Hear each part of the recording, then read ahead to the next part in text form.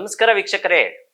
ಸಿಂಹರಾಶಿಯಲ್ಲಿ ಜನನವಾಗಿರೋರು ಏನಪ್ಪ ಹೇಗಿರುತ್ತೆ ನಮ್ದು ಈ ಮಾಸ ಭವಿಷ್ಯ ಆಗಸ್ಟ್ ತಿಂಗಳಲ್ಲಿ ಏನಾದರೂ ಚೇಂಜಸ್ ಇದೆಯಾ ಅನ್ನುವಂಥ ಗೊಂದಲ ಹೆಚ್ಚಾಗಿರ್ತದೆ ಸಿಂಹರಾಶಿಯವರಿಗೆ. ಆ ಗೊಂದಲವನ್ನ ನಿವಾರಣೆ ಮಾಡಿಕೊಂಡು ಯಾವ ರೀತಿ ನಾವು ಜೀವನವನ್ನು ಸಾಗಿಸ್ಕೋಬೇಕು ಅಥವಾ ನಮ್ಮ ಸಮಸ್ಯೆಗಳಿಗೆ ಏನು ಪರಿಹಾರ ಮಾಡಿಕೊಂಡ್ರೆ ಒಳ್ಳೆಯದು, ಈ ಮಾಸ ಯಾವ ಒಂದು ದೇವಾಲಯಗಳು ಹೋದ್ರೆ ಅತಿ ಹೆಚ್ಚು ಶುಭ ಫಲಗಳಾಗುತ್ತೆ, ಆರೋಗ್ಯದಲ್ಲಿ ವ್ಯತ್ಯಾಸ ಆಗಿದ್ದಾಗ ನಾವು ಯಾವ ಸ್ಮರಣೆ ಮಾಡಬೇಕು, ಯಾವ ರೀತಿಯಾದಂತಹ ಪರಿಹಾರಗಳು ಮಾಡ್ಕೋಬೇಕು, ಈ ರೀತಿ ವಿಭಿನ್ನವಾದಂತಹ ವಿಚಾರಗಳನ್ನ ನಾನು ತಿಳಿಸ್ಕೊಳ್ಳಿಕ್ ಬಂದಿದ್ದೀನಿ. ಮಾಸ ಭವಿಷ್ಯ ಕಾರ್ಯಕ್ರಮಕ್ಕೆ ಸ್ವಾಗತ. ಪ್ರಮುಖವಾಗಿ ಸಿಂಹರಾಶಿಯಲ್ಲಿ ಜನನವಾಗಿರೋರು ಗಮನ ಹರಿಸ್ಬೇಕು. ಗುರುವಿನ ಬಲ ಕಮ್ಮಿ ಇದೆ, ಅದರೊಟ್ಟಿಗೆ ಎರಡನೇದು ಬಂದು ವೃತ ತಿರುಗಾಟವನ್ನು ಸಹ ನೀವು ಕಮ್ಮಿ ಮಾಡಬೇಕು. ಸುಮ್ಮನೆ ಫ್ರೆಂಡ್ಸ್ ಕರೆದ್ರು ಎಲ್ಲೋ ಹೋಗ್ಬೇಕಾಗಿತ್ತು ಆ ರೀತಿ ಟೈಮ್ ವೇಸ್ಟ್ ಆಗುವಂತ ಸಾಧ್ಯತೆ ಇರ್ತದೆ. ಟೈಮ್ ವೇಸ್ಟ್ ಮಾಡೋಕೆ ಹೋಗ್ಬೇಡಿ. ಯಾರೆಲ್ಲ ಸರ್ಕಾರಿ ವೃತ್ತಿಯಲ್ಲಿ ಇರ್ತಿರಲ್ಲ ಅವ್ರಿಗೆ ಖಂಡಿತವಾಗ್ಲೂ ಕೆಲವು ದಿನಗಳ ನಂತರ, ಈ ಆಗಸ್ಟ್ ತಿಂಗಳ ಪ್ರಥಮ ವಾರದ ನಂತರ ಸಂಪೂರ್ಣ ಶುಭ ಫಲಗಳನ್ನು ಕಾಣ್ತೀರಾ. ಜೊತೆಗೆ ಯಾರೆಲ್ಲ ಸೇವಾ ವೃತ್ತಿ ಅಂದ್ರೆ ಬೇರೆಯವರಲ್ಲಿ ನಾವು ಕೆಲಸ ಮಾಡ್ತಿದ್ವಿ ಅಂತಾರ ಅಂಥವ್ರಿಗೂ ಸಹ ಸಂಪೂರ್ಣ ಶುಭ ಫಲಗಳನ್ನ ನೀವು ಖಂಡಿತ ಕಾಣಬಹುದು.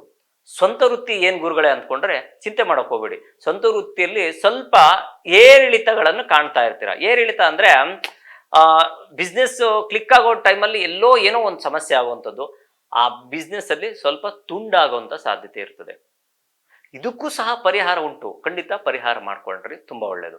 ಮಕ್ಕಳ ಓದಿನಲ್ಲಿ ಸ್ವಲ್ಪ ಗೊಂದಲ ಉಂಟಾಗುವಂತ ಸಾಧ್ಯತೆ ಇರ್ತದೆ. ಯಾಕೆ ಅಂದ್ರೆ ಆಂಗ್ಸೈಟಿ, ಆತಂಕ, ಗಾಬರಿ, ಇದನ್ನ ಮಕ್ಕಳು ಸ್ವಲ್ಪ ಕಮ್ಮಿ ಮಾಡಿಕೊಂಡು ಏಕಾಗ್ರತೆ ಹೆಚ್ಚಾಕೊಂಡ್ರೆ ಖಂಡಿತ ಮಕ್ಕಳ ವಿಚಾರದಲ್ಲಿ, ಮಕ್ಕಳ ಓದಿನ ವಿಚಾರದಲ್ಲಿ, ಆರೋಗ್ಯದ ವಿಚಾರದಲ್ಲಿ ಖಂಡಿತ ಶುಭ ಫಲಗಳನ್ನ ಕಾಣಬಹುದು.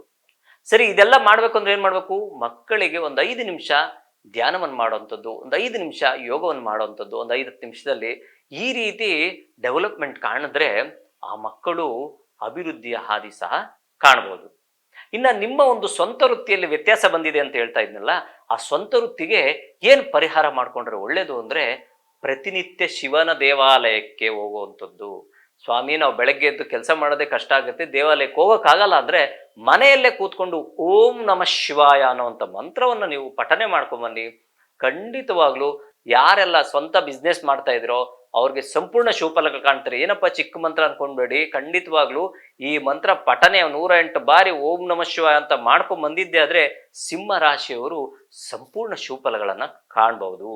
ಅದೇ ರೀತಿ ಎಲ್ಲರಿಗೂ ಸಹ ಸಿಂಹರಾಶಿಯಲ್ಲಿ ಜನವರಿಗೆ ಆ ಪರಮಾತ್ಮನು ಆಯುಷ್ಯ, ಆರೋಗ್ಯ, ಸಂಪತ್ತು ನೀಡಲಿ ಅಂತ ನಾನು ಬೇಡ್ಕೊಂತೀನಿ.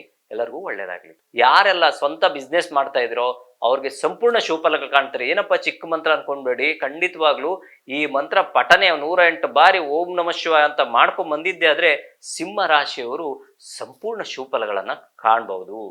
ಅದೇ ರೀತಿ ಎಲ್ಲರಿಗೂ ಸಹ ಸಿಂಹರಾಶಿಯಲ್ಲಿ ಜನವರಿಗೆ ಆ ಪರಮಾತ್ಮನು ಆಯುಷ್ಯ, ಆರೋಗ್ಯ, ಸಂಪತ್ತು ನೀಡಲಿ ಅಂತ ನಾನು ಬೇಡ್ಕೊಂತೀನಿ. ಎಲ್ಲರಿಗೂ ಒಳ್ಳೇದಾಗ್ಲಿ.